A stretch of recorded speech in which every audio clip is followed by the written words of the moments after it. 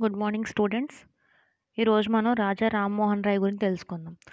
ఆధునిక భారతదేశానికి మూల పురుషుడిగా మనం రాజా రామ్మోహన్ రాయ్ గురించి చెప్పుకుంటాం.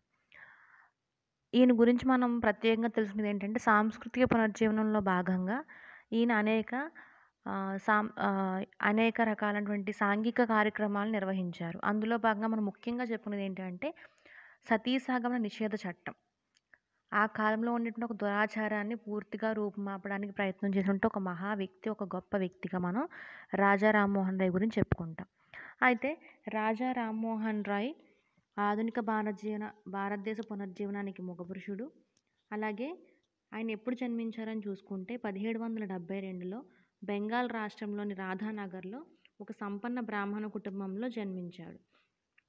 చిన్నతనంలోనే బెంగాలీ, అరబ్బీ, పారసిక, సంస్కృత భాషలు నేర్చుకున్నాడు. అలాగే ఇంగ్లీషు, ఫ్రెంచ్, లాటిన్, గ్రీకు, హబ్రూ భాషలను కూడా నేర్చుకొని ప్రపంచ మతాలైనటువంటి క్రైస్తవ, పారసిక, ఇస్లాం మొదలగు మతాలన్నింటినీ కూడా కూలంకుషంగా చదువుకున్నారు. అంటే చిన్నతనంలోనే అనేక రకాల భాషల్ని నేర్చుకుని ఆ భాషల యొక్క ప్రావీణ్యంతో ఏవైతే ప్రపంచ మతాలైనటువంటి క్రైస్తవ, పారసిక, ఇస్లాం మతాల గురించి పూర్తిగా అవగాహన చేసుకున్నాడు. తరువాత 1805లో తూర్పు ఇండియా సంఘం నందు ఉద్యోగంలో చేరి 9 సంవత్సరాలు అక్కడే పనిచేయడం అనేది జరిగింది. అయితే చిన్నతనం నుంచి హేతువాదిగా అనేక విప్లవ భావాలు సంతరించుకున్నాయి. ముఖ్యంగా ఏంటి అంటే ఉపనిషత్తులను, ఖురాన్ను ఆంగ్ల భాషలోకి అనువదించడం జరిగిందనమాట. అంటే చిన్నతనం నుంచే కూడా అనేక రకాల హేతుభావాల్ని కలిగి ఉన్నాడు. అంటే భగవంతుడు లేడు, భగవంతుడు అన్ని ప్రాణుల్లోనూ కూడా ఉంటాడు, విగ్రహారాధనలో కేవలం ఒక విగ్రహంలో మాత్రమే భగవంతుడు ఉంటాడు, లేదంటే ఒక పర్టికులర్గా ఒక ప్లేస్లో మాత్రమే భగవంతుడు ఉంటాడు అనే ఒక సిద్ధాంతానికి పూర్తిగా వ్యతిరేకి, హేతువాది ఆ భావాలన్నీ చిన్నప్పటి నుంచి కూడా ఉండడం అనేది జరిగింది. సో ఆ రకంగా ఏంటంటే ఉపనిషత్తుల్ని, ఖురాన్ని కూడా ఆంగ్ల భాషలోకి అనువదించడం, తర్వాత పశ్చిమ సంస్కృతులను నిషేధ దృష్టితో పరిశీలించి ఆ రెండిటిలో ఉన్నటువంటి గొప్పతనాన్ని తను అర్థం చేసుకున్నటువంటి గొప్ప వ్యక్తి. అంటే పాశ్చాత్య దేశాల్లో ఉండేటువంటి సంస్కృతులను మన భారతదేశంకి వచ్చేటప్పటికంటే సనాతన హిందూ ధర్మం యొక్క సనాతన మూఢాచారాలతో పూర్తిగా మగ్గిపోయి ఉంది. కాబట్టి ఇక్కడ మన సంస్కృతి కంటే కూడా పాశ్చాత్య సంస్కృతి చాలా గొప్పది అని చెప్పి అక్కడ ఉన్నటువంటి ఆ సంస్కృతిని బాగా పరిశీలన చేసి అందులో ఉండేటువంటి గొప్పతనాన్ని పూర్తిగా అర్థం చేసుకున్నట్టు ఒక గొప్ప వ్యక్తి రామ్మోహన్ రాయ్. తర్వాత తన 16వ ఏటే అంటే 16వ సంవత్సరంలోనే విగ్రహారాధన సిద్ధాంతాన్ని పూర్తిగా ఖండిస్తూ ఒక విగ్రహారాధన సిద్ధాంతాన్ని ఖండించి ఒక భాష్యం అనేది రాశాడు. ఏంటి అని చూసుకుంటే తనకి చిన్నతనంలో ఉండగా తనకు ఉండేటువంటి భావాల ఆధారంగా తన తండ్రి ఇంటిలో నుంచి బయటికి పంపించడం అనేది జరిగింది. తర్వాత అక్కడి నుంచి వచ్చేసి 4 సంవత్సరాలు కాశీలో నివసించాడు. అంటే తన 16వ ఏటలోనే విగ్రహారాధన సిద్ధాంతాన్ని ఖండించాడు. ఆ ఖండించడంతో ఏమైందంటే తన కుటుంబ వ్యవస్థ ఏంటి, బ్రాహ్మణ కుటుంబం. కాబట్టి బ్రాహ్మణ కుటుంబంలో ఉన్నవాళ్ళు ఖచ్చితంగా హిందూ మతాన్ని, హిందూ సనాతన ధర్మాల్ని పూర్తి స్థాయిలో పాటిస్తారు. మరి అలాంటి సమయంలో ఆ కుటుంబంలో ఉన్నటువంటి ఈయన ఆ విగ్రహారాధనని, సనాతన ధర్మాల్ని, ఆ మూఢాచారాల్ని వ్యతిరేకించినప్పుడు తండ్రికి కోపం వచ్చి అతన్ని ఇంటి నుంచి బయటికి పంపించేశారు. అక్కడి నుంచి వచ్చేసి 4 సంవత్సరాలు కాశీలో నివసించాడు. అక్కడ నివసిస్తూ సంస్కృత భాష నేర్చుకొని హిందూ మత గ్రంథాలని పఠించడం అనేది మొదలుపెట్టాడు. అంటే అసలు హిందూ మతంలో ఏముంది అనే అంశాన్ని గ్రహించడం కోసం ఆ మత గ్రంథాలని చదవడం అనేది ప్రారంభించాడు. తర్వాత 1803లో ముర్షిదాబాద్‌కి వెళ్ళిపోయాడు. అంటే 4 సంవత్సరాలు కాశీలో ఉండి అక్కడి నుంచి మళ్ళీ ముర్షిదాబాద్‌కి వెళ్ళిపోయిన తర్వాత అక్కడ ఏం చేశాడు అంటే ఏకేశ్వరోపాసకులకు కానుక అనే ఒక గ్రంథాన్ని రచించాడనమాట. అంటే భగవంతుడికి సంబంధించిన ఒక గ్రంథాన్ని అనేది అక్కడ రాయడం అనేది జరిగింది. తర్వాత 1820లో మళ్ళీ జీసస్ బోధనలతోనే శాంతి సంతోషాలకు మార్గము అనే ఒక గ్రంథాన్ని కూడా రాయడం అనేది జరిగింది. తర్వాత బ్రహ్మ సమాజ స్థాపన ఏ రకంగా జరిగింది అని చూసుకుంటే సనాతన ఆచారాలతోనూ, సనాతన ధర్మాలతోనూ, మూఢ విశ్వాసాలతోనూ మగ్గి ఉన్నటువంటి హిందూ మతాన్ని, హిందూ సంఘముని అసలు సంస్కరించకపోతే అంటే పూర్తిగా మనం గనక మార్చకపోతే భారత జాతి మొత్తం కూడా నిర్జీవం అయిపోతుంది. హైందవ సంస్కృతిని సంస్కరించడానికి కృషి చేయాలి అని చెప్పి ఆయన తీవ్ర స్థాయిలో పాటుపడి ఆ రకంగా ఆయన అడుగులు వేయడం కూడా జరిగింది. అంటే హిందూ మతంలో ఉన్నటువంటి సనాతన ధర్మాలు, మూఢనమ్మకాలు, మూఢాచారాలు ఏవైతే ఉన్నాయో వీటిని తొలగించకపోతే హిందూ సమాజం, భారత జాతి మొత్తం కూడా నిర్వీర్యం అయిపోతుంది. అంటే మొత్తం కూడా అట్టడుగు స్థాయిలోకి వెళ్ళిపోతుంది. ఏ రకమైనటువంటి సంస్కృతి, సాంప్రదాయాలు మనం గొప్పగా చెప్పుకుంటున్నామో వాటి వల్లే మన యొక్క పతనం అనేది స్టార్ట్ అయిపోతుంది. మన యొక్క పతనం అనేది జరిగిపోతుంది అని చెప్పి జరిగిపోతుంది కాబట్టి మనం దీన్ని పూర్తిగా రూపుమాపాలంటే వీటిని పూర్తిగా తొలగించాలి. ఆ రకంగా మనం కృషి చేయాలి అని చెప్పి ఆయన పోరాటం అనేది జరిగింది. సో, ఈ పోరాట ఫలితంగా, ఈ దీక్ష ఫలితంగా ఏం జరిగింది అంటే 1828లో బ్రహ్మ సమాజ స్థాపన జరగడం అనేది జరిగింది. అంటే 1828వ సంవత్సరంలో ఈయన ఏం చేశారు అంటే బ్రహ్మ సమాజ స్థాపన అని ఒక సమాజాన్ని స్థాపించడం జరిగిందనమాట. ఈ సమాజం ద్వారా ఆయన చెప్పినటువంటి బోధనలు ఏంటి అని చూసుకుంటే భగవంతుడొక్కడే, ఉపనిషత్తుల యందు పేర్కొన్నట్లుగా ఆయన అంతర్యామి, ఆకారం లేనివాడు. అంటే భగవంతుడు అనేవాడు ఒక్కడే. మనం హిందూ ధర్మంలో చాలా రకాల దేవుళ్ళని మనం పూజిస్తూ ఉంటాం. అయితే ఏం చెప్తుంది ఏంటంటే భగవంతుడు అనేవాడు ఒక్కడే. ఉపనిషత్తుల యందు పేర్కొన్నట్లుగా ఆయన అంతర్యామి, ఆకారం లేనివాడు. ఆయన ఎక్కడైనా ఉంటాడు. అంతర్యామి అంటే అన్ని చోట్ల ఉన్నటువంటి వ్యక్తి. అతనికి అంతే లేదు అని చెప్తున్నాడు. అలాగే ఆకారం లేనివాడు. కాబట్టి మీరు ఒక ప్రత్యేకమైనటువంటి ఒక ఆకారాన్ని మీరు సృష్టించి దానికే పూజలు చేయడం అనేది కరెక్ట్ కాదు. విగ్రహారాధన పనికిరాదు. ఆయన ఒక ఆకారం అంటూ లేనివాడు భగవంతుడు. మానవులంతా ఒక్కటే. అలాగే విగ్రహారాధన పనికిరాదు. సర్వమత సారాంశం ఒక్కటే. అంటే అన్ని మతాలు చెప్తుంది ఒకటే. పరమత సహనం కలిగి ఉండాలి. ఉపనిషత్తుల యందు పేర్కొన్నటువంటి ఆధ్యాత్మిక భావమే మోక్ష మార్గము. పరమత సహనం కలిగి ఉండాలి. సర్వమత సారం ఒక్కటే. ఈ వర్డ్ మనం ఎప్పటికీ గుర్తుపెట్టుకోవాలి. ఇప్పుడు ఏ మతమైనా కూడా ఎదుటి వాళ్ళకి చెడు చేయండి, పలానా వ్యక్తికి చెడు చేయండి, పలానా వ్యక్తికి మంచి చేయండి అని చెప్పి ప్రత్యేకంగా చెప్పదు. ప్రతి మతము కూడా ప్రపంచ శాంతినే కోరుకుంటుంది. అంటే ప్రతి ఒక్కళ్ళు కూడా ఎదుటి వాళ్ళకి సహాయం చేయాలి అనే ఒక భావాన్ని మాత్రమే ఏ మతమైనా చెప్తుంది తప్ప పలానా వ్యక్తిని నువ్వు నాశనం చెయ్యి, పలానా వ్యక్తిని నువ్వు నాశనం చేయడం ద్వారా నువ్వు గొప్పవాడివి అవుతావు, నీకు మంచి జరుగుతుందని చెప్పి ఏ మతము కూడా చెప్పదు. కాబట్టి ప్రతి మతాన్ని మనం గౌరవించాలి. మనం వ్యక్తిగతంగా ఏ మతమైనా స్వీకరించవచ్చు. కానీ పరమత సహనం కలిగి ఉండాలి. మన పక్కవారు ఏ మతం స్వీకరించినా కూడా వాళ్ళ మతం వాళ్ళది, మన మతం వాళ్ళది, మనది. ఎవరితో ఏ మతమైనా కూడా ప్రతి మతము చెప్పేది ఒక్కటే. కాబట్టి సర్వమత సారాంశం ఒక్కటే. పరమత సహనం అనేది కలిగి ఉండాలి అని చెప్పి ఇందులో చెప్తున్నాననమాట. తర్వాత ఇందులో భాగంగా ఏం జరిగింది అంటే రామ్సే మెక్డొనాల్డ్ బ్రహ్మ సమాజం గురించి ఒక విషయం అని చెప్తాడనమాట. ఏంటంటే హిందూ మతాన్ని విడనాడటానికి ఇష్టపడినటువంటి ఎవరైతే ఉన్నారో పాశ్చాత్య మత ప్రభావానికి అనుగుణంగా ఉదార వైఖరిని అవలంబించడానికి ఇష్టపడుతున్నారు. అంటే ఎవరైతే హిందూ మతాన్ని విడనాడడానికి ఇష్టపడట్లేదు, అంటే వదిలేయడానికి ఇష్టపడట్లేదో అలాంటి వాళ్ళు పాశ్చాత్య మత ప్రభావానికి అనుగుణంగా కొంతవరకు ఉదార వైఖరిని అవలంబిస్తున్నారు. అంటే కొంతవరకు మార్పు తీసుకురావడానికి వాళ్ళు ప్రయత్నం అనేది చేస్తున్నారని చెప్తున్నాడు.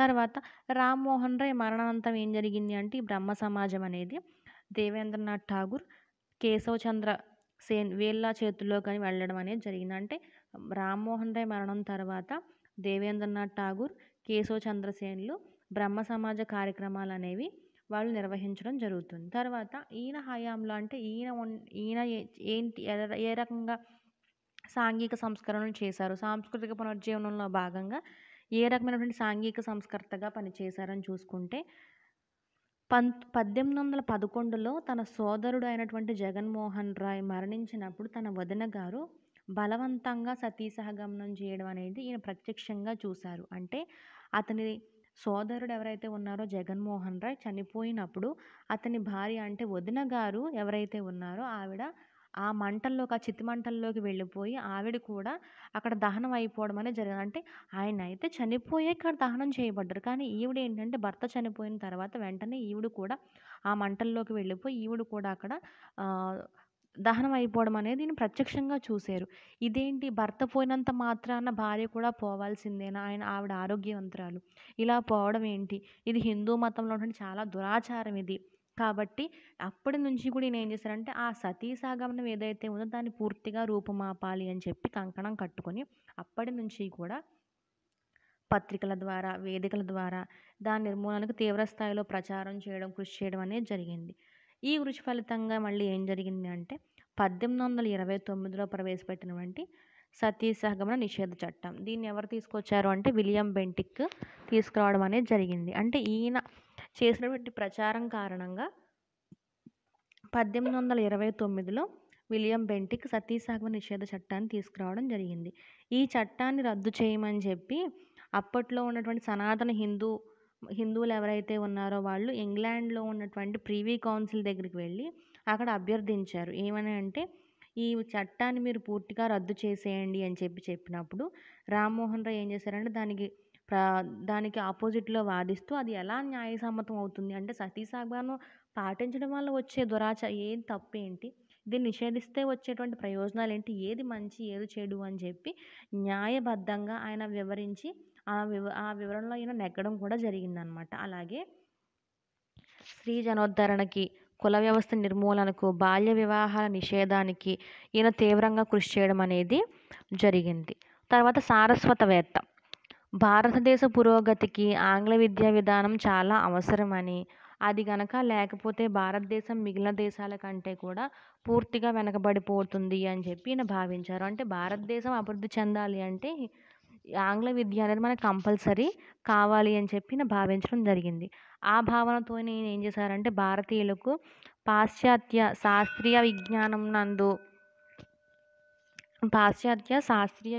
నందు శిక్షణ ఇవ్వవలసినదిగా లార్డ్ ఆమ్హార్స్ట్ను అంటే శాస్త్రీయ విజ్ఞానం పట్ల భారతీయులకి శిక్షణ ఇవ్వండి, వాళ్ళలో కూడా ఆ రకంగా అభివృద్ధి సాధించే విధంగా ప్రయత్నం చేయండి అని చెప్పి లార్డ్ ఆమ్హార్స్ట్ను కోరడం అనేది జరిగింది. తర్వాత 1830లో అలెగ్జాండర్ డఫ్ స్కాటిష్ చర్చ్ అంటే ఒక చర్చ్ తరపున ఆయన ఒక పాఠశాలను కూడా మన దేశంలో స్థాపించటంలోను, అలాగే మెకాలే ఆంగ్ల విద్యా విధానం ప్రవేశపెట్టడంలోనూ కూడా రామ్మోహన్ రాయ్ కృషి చేయడం అనేది జరిగింది.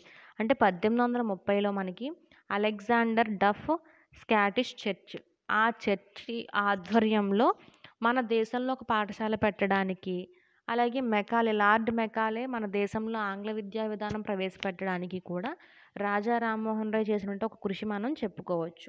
తర్వాత అలాగే స్వయంగా ఏం చేశారు అంటే రామ్మోహన్ రాయ్ ఆంగ్ల భాషలోకి అనేక గ్రంథాలను కూడా రాయడం జరిగిందనమాట. ముఖ్యంగా ఏంటి అంటే బెంగాలీ రచనలకి అంటే బెంగాలీలో ఉన్నటువంటి రచయితలు ఎవరైతే ఉన్నారో వాళ్ళందరికీ కూడా ఆయన రచించినటువంటి రచనలే మచ్చుతునకలు అంటే ఆయన రచించినటువంటి రచనలను ఆధారంగా తీసుకుని అక్కడ ఉన్నటువంటి రచయితలు ఎవరైతే ఉన్నారో వాళ్ళు దీన్ని ఆధారంగా చేసుకుని రాసేవారు అనమాట. అంటే అంత గొప్పగా ఉండేవి అని చెప్తున్నాం.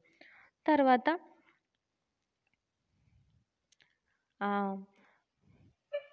రాజా బిరుదును ప్రసాదించడం. విశ్వమానవతావాది.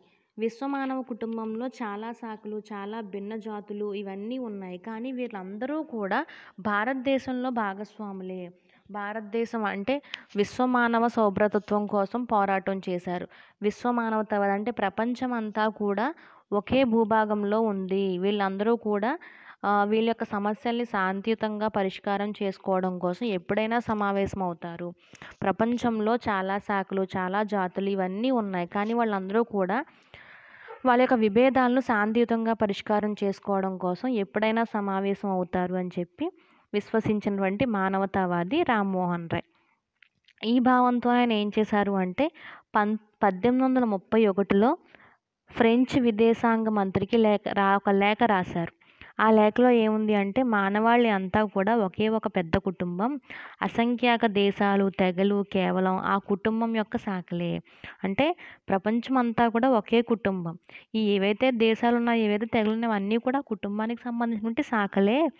ఆ దేశాల్లో ఉన్నటువంటి మేధావుల విశ్వమానవ సౌభ్రతత్వం, విశ్వమానవ శ్రేయోభిలాషులకు సాధించుటలో ఎట్టి అడ్డంకులైనా సరే అధిగమించి వారిలో సౌభ్రాతృత్వం, స్నేహ సహకారాలు పెంపొందించే విధంగా కృషి చేయాలి అని చెప్తున్నాడు. అంటే ప్రపంచంలో ఉన్నటువంటి అన్ని జాతులు, అన్ని మతాలు ఒకే కుటుంబానికి చెందినటువంటి వారు అన్ని దేశాల్లో ఉన్నటువంటి మేధావుల యొక్క విశ్వమానవ సౌభ్రాతృత్వం, విశ్వమానవ శ్రేయోభిలాషులకు అంటే శ్రేయోభివృద్ధి సాధించడానికి, అభివృద్ధి సాధించడానికి ఉండేటువంటి అడ్డంకులు ఏవైతే ఉన్నాయో వాటన్నిటినీ అధిగమించి అందరూ కూడా పరస్పర స్నేహ సహకారాలను పెంపొందించుకోవడం కోసం కృషి చేయాలి. అంటే ప్రపంచం అంతా కూడా ఒకే కుటుంబము. మన సమస్యలను మనమే శాంతియుతంగా పరిష్కారం చేసుకుని అందరూ స్నేహపూర్వక సంబంధాలతో ఉండాలి అని చెప్పి ఈయన భావించడం అనేది జరిగింది. తర్వాత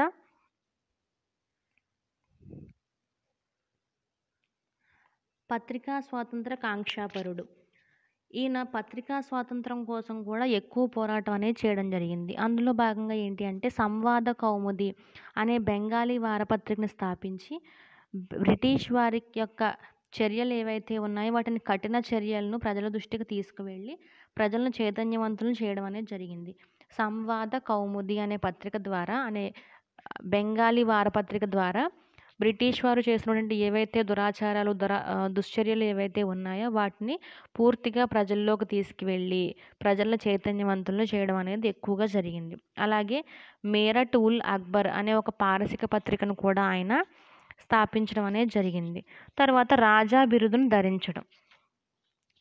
అప్పట్లో ఉన్నటువంటి మొఘల్ చక్రవర్తి రెండవ అక్బర్ యొక్క ఆర్థిక దుస్థితి పాలైనప్పుడు అంటే రెండవ మొఘల్ చక్రవర్తి యొక్క రాజ్యంలో ఆయనకు ఉండేటువంటి ఆర్థిక పరిస్థితులు బాగోలేనప్పుడు ఇక్కడ చక్రవర్తులకి బ్రిటిష్ వాళ్ళు కొంత భరణం ఇచ్చేవారు. ఆ భరణం ఆ సమయంలో మాకు ఇంకా కొంచెం ఎక్కువ కావాలి అంటే ఆర్థిక దుస్థితి బాగోలేనప్పుడు, ఆర్థిక పరిస్థితి బాగాలేనప్పుడు మాకు బ్రిటిష్ వారు ఇచ్చే భరణం పెంచమని చెప్పి మీరు వెళ్ళి ఇంగ్లాండ్ వెళ్ళి మీరు అక్కడ పోరాటం చేయండి, మా అభ్యర్థనగా మీరు వెళ్ళి చెప్పండి, ఆ విజ్ఞప్తిని సఫలీకృతం చేయవలసిందిగా అని చెప్పి మీరు చెయ్యండి అని చెప్పి రామ్మోహన్ రాయ్కి రాజా అనే బిరుదిచ్చి ఆయన ఇంగ్లాండ్కి పంపించడం అనేది జరిగింది. అంటే రామ్మోహన్ రాయ్ని పిలిచి ఇదండి పరిస్థితి, ఆర్థిక పరిస్థితి బాగాలేదు కాబట్టి మాకు బ్రిటిష్ వారు ఇచ్చే భరణం పెంచమని చెప్పండి, మీరే వెళ్ళి మా తరపున మీరు మాట్లాడి ఆ సహాయం మీరు మాకు చెయ్యండి అని చెప్పి ఆయన్ని గౌరవార్థం రాజా అనే బిరుదిచ్చి ఆయన ఇంగ్లాండ్కి పంపించారు. కానీ రామ్మోహన్ రాయ్ ఏంటి అంటే ఆయన లక్ష్యం సాధించక ముందే ఇంగ్లాండ్లోని బ్రిస్టల్ నగరంలో 1833లో ఆయన మరణించడం అనేది జరిగింది. అంటే ఆ భరణం పెంచండి అని చెప్పి వాళ్ళకి ఇంకా చెప్పనూ లేదు, అక్కడి నుంచి మనకి ఇంకా రిప్లై రాలేదు, అది సక్సెస్ అవ్వకుండానే మరణించడం అనేది జరిగింది. సో ఈ విధంగా మనకి రాజా రామ్మోహన్ రాయ్ తన జీవితాంతము కూడా అనేక రకాలైనటువంటి సాంస్కృతిక పునరుజ్జీవనంలో భాగంగా అనేక రకాల దురాచారాలను రూపుమాపడంలో, పత్రికా స్వాతంత్రాన్ని పోరాడడంలో, అలాగే దురాచారాలను పోగొట్టడం, సతీసహగమనము ముఖ్యంగా సతీసహగమన నిషేధ చట్టాన్ని తీసుకురావడం అనేది చాలా గొప్ప విషయం. సో ఇలా మనకి హిందూ మతంలో ఉండేటువంటి అనేక దురాచారాలను రూపుమాపడంలో, సమాజంలోని ప్రజలను చైతన్యవంతులను చేయడంలో ముఖ్య పాత్ర వహించినటువంటి గొప్ప వ్యక్తి, మహాపురుషుడు, యుగ పురుషుడు రాజా రామ్మోహన్ రాయ్. సో ఇదమ్మా రాజా రామ్మోహన్ రాయ్కి సంబంధించిన విషయం. Thank you.